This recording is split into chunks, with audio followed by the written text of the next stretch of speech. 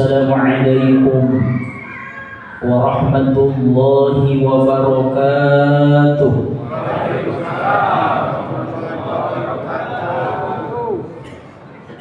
Alhamdulillahi wa kafa, wassalatu wassalamu ala rasulillahil mustafa wa ala alihi wa ashabihi ahli tuqa wal wafa. Asyhadu an la ilaha illallah wahdahu la syarika lah wa asyhadu anna Muhammadan abduhu wa rasuluhu la nabiyya wa la rasula ba'dah. Amma ba'du. Yang kami muliakan para guru-guru kami, orang tua kami, dan tidak lupa yang kami hormati para bapak-bapak, ibu-ibu, pemuda-pemudi yang hadir pada malam ini. Alhamdulillah, dengan izin Allah Subhanahu wa ta'ala, kita berada di fase ketiga,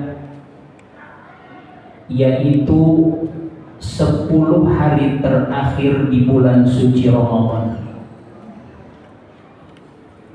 Baginda Rasulullah Sallallahu Alaihi Wasallam memberikan contoh kepada istri-istrinya, kepada anak cucunya, umumnya memberikan contoh kepada kita segenap umat baginda Nabi Muhammad Sallallahu Alaihi Wasallam, bahwa di malam 10 terakhir bulan Ramadan, Rasulullah Sallallahu Alaihi Wasallam wa ahya lailuhu, Rasulullah menghidupkan malam-malam, hari-hari 10 terakhir di bulan Ramadan dengan beribadah kepada Allah Subhanahu wa ta'ala. Yang kedua, baginda Rasulullah Sallallahu Alaihi Wasallam membangunkan keluarganya untuk beribadah di 10 hari terakhir bulan suci Ramadan. Kenapa begitu? Karena banyak keistimewaan di terakhir hari-hari terakhir bulan suci Ramadan. Ini belum nyampe finish, Pak. Selesai Ramadan itu sudah finish. Sekarang kita berada di fase ketiga. Rasulullah semakin semangat di dalam beribadah di bulan suci Ramadan di fase yang ketiga ini. Pada kesempatan ini, apa hikmah ibadah puasa di bulan suci Ramadan? Hikmah ibadah puasa di bulan suci Ramadan, Allah sedang mentarbiyah kita, Allah sedang mendidik kita, Allah sedang melatih kita semuanya bagi orang-orang yang beriman, dididik oleh Allah menjadi orang yang sabar, dididik oleh Allah menjadi orang yang jujur, dididik oleh Allah menjadi orang yang taat kepada Allah, dididik oleh Allah menjadi orang yang selalu sedekah infak di jalan Allah, dan dididik oleh Allah kita bangun di sepertiga malam untuk memohon ampun kepada Allah Subhanahu wa ta'ala.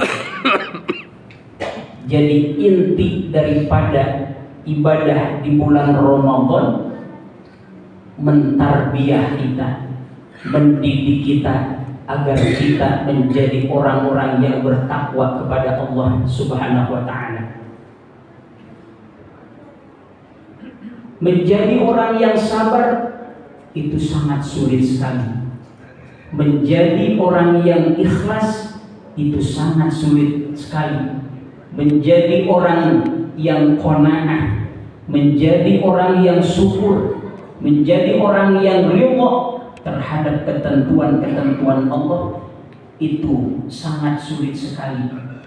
Makanya Ramadan ini adalah mendidik kita.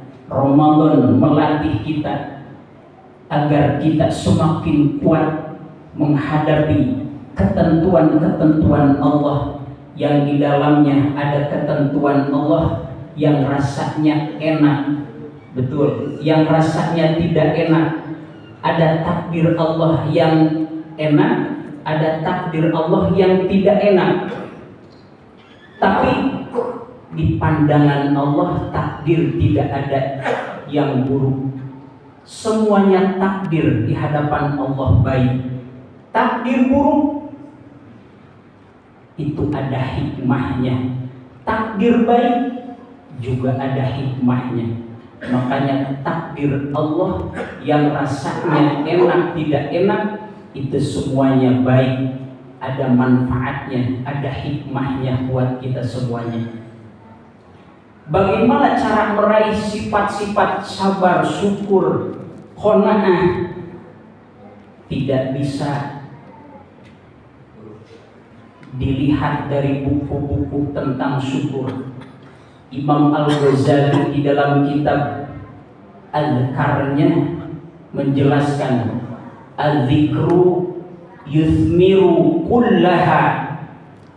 Kata Imam Al-Ghazali, zikrullah, zikir kepada Allah itu akan melahirkan yuthmiru kullaha, yuthmiru maqamati kullaha, akan melahirkan maqamat-maqamat, bahkan kullaha, seluruh maqamat akan kita dapatkan itu dengan zikrullah. Apa isi maqamat di situ? Dalam kitab Al-Kar dijelaskan satu, sifat sabar. Dengan zikir kepada Allah sifat sabar akan kita dapatkan. Yang kedua, sifat ikhlas. Dengan zikrullah akan didapatkan. Sifat ridha ketentuan Allah, menerima setiap ketentuan Allah, didapatkan, akan diraih dengan zikrullah, zikir kepada Allah Subhanahu wa ta'ala. Bahkan bukan hanya itu saja, sifat-sifat mahmudah, sifat-sifat yang terpuji Allah akan berikan dengan apa? Dengan zikrullah. Perbanyak zikir kepada Allah Subhanahu wa ta'ala. Makanya Allah menegaskan di dalam Al-Quran, Bismillahirrahmanirrahim, Ya ayyuhalladzina amanu dzkurullaha dzikran katsira wasabbihuhu bukratan wa asila. Kata Allah, wahai orang-orang yang beriman, uzkurullah, uzkurullah, berzikirlah kalian, sebutlah namaku, agungkanlah namaku, muliakanlah namaku. Kapan kita memuliakan Allah? Kapan kita zikir kepada Allah? Di ayat ini, bukratan, di waktu pagi sampai asar, sampai sore, wa asila, di waktu sore ketemu pagi lagi. Kita diperintahkan oleh Allah untuk selalu mengingatnya. Kapanpun, dimanapun, kita harus mengingat. Kita harus menyebut nama Allah Subhanahu wa ta'ala. Kalau kita sudah bisa melazimkan zikrullah kepada Allah, entah itu baca Qur'annya, tasbihnya, tahmidnya, tahlilnya, dan sholawat kepada baginda Rasulullah SAW. Kalau sudah dawam, kalau sudah lazim, Maka kata Imam Al-Ghazali, yuthmirul maqamati kullaha, semua maqamat, sabar, ikhlas, ridho, kemudian syukur dan lain sebagainya, itu akan kita raih. Itu semuanya akan kita dapatkan dengan zikrullah, zikir kepada Allah Subhanahu wa taala. Bahkan bukan hanya maqamat saja. Selanjutnya di dalam kitab Adhkar dijelaskan yuthmirul ma'arif, akan melahirkan, membuahkan ma'arif. Apa itu ma'arif? Ma'rifatullah, ma'rifat, mengenal Allah Subhanahu wa taala itu dengan zikrullah. Apa isi ma'arif di sini?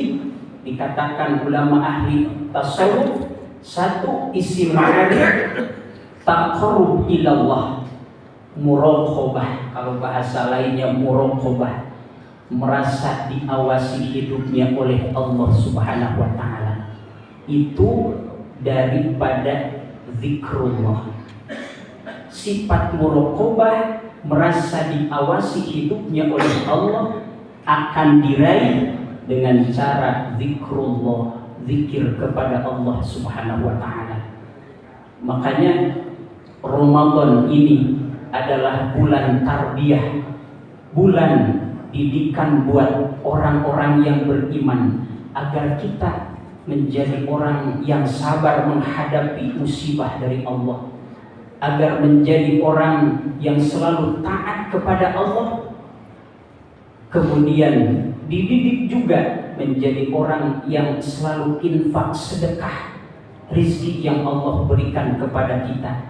Nah, setelah Ramadan meninggalkan kita, maka pakai ilmunya, manfaatkan, kesabaran tanamkan, ketaatan tanamkan setelah Ramadan.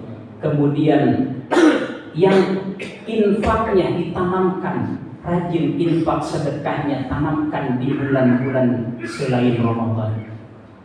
Kesimpulannya bahwa Ramadan adalah mendidik nafsu kita agar nafsu kita bisa dikendalikan oleh kita.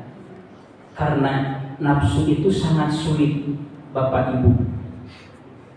Gak bakalan bisa dihilangkan nafsu itu. Selama kita masih hidup, nafsu ada di dalam diri kita. Bahkan Nabi dalam sebagian riwayat mengatakan nafsu itu lebih bahaya daripada 70 setan. Itu nafsu yang nempel dalam badan kita, itu lebih bahaya, Pak. Makanya Ramadan dilatih nafsu kita, dikendalikan nafsu kita yang tadinya marah, saat datang Ramadan terendam marahnya, terkendalikan hawa nafsunya. Hadirin Bapak Ibu yang dimuliakan Allah, itu saja yang dapat kami sampaikan. Kurang lebihnya mohon maaf. Apabila ada tutur kata yang kurang berkenan di hati Bapak Ibu sekalian, wa'alaikum. Wassalamualaikum warahmatullahi wabarakatuh.